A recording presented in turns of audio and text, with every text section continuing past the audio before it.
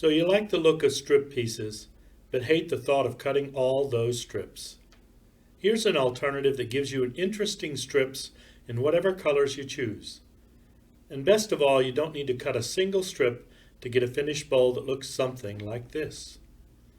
Let's learn the secret of making strips without cutting strips. Begin by deciding which colors you'd like to use. Any good color combination will work.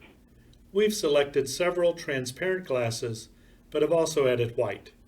We plan to use the white to separate the transparent colors so that they don't get mixed together and become too muddy.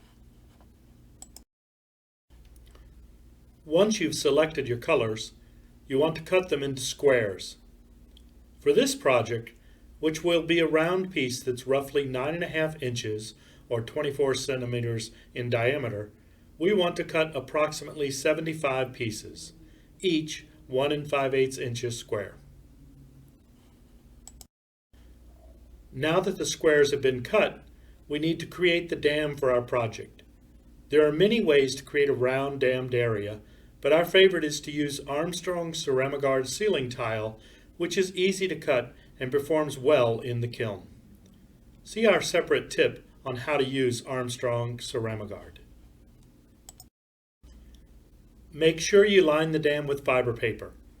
We're using 1/8 inch or 3 millimeter thick paper. The fiber paper strips should be cut so that they're 1/2 inch wide. You'll need a strip that's approximately 30 inches long. Since our fiber paper strip isn't that long, we'll need to piece several strips of paper together.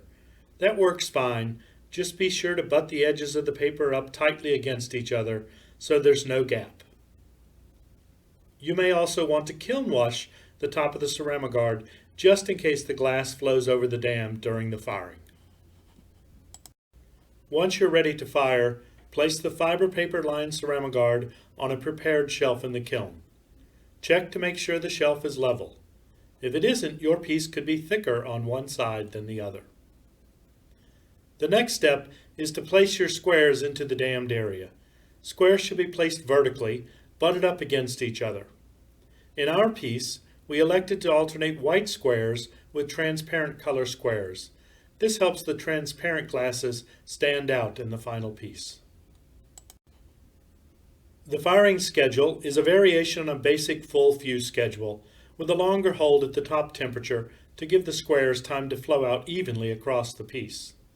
As the glass flows, it may flop over the edges of the dam. If this happens, those pieces will need to be cut or ground off prior to slumping.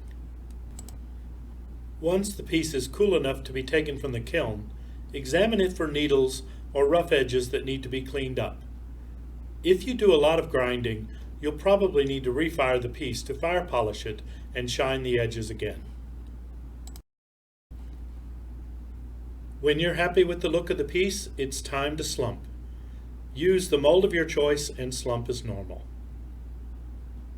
This technique, using squares to mimic strips, has many variations.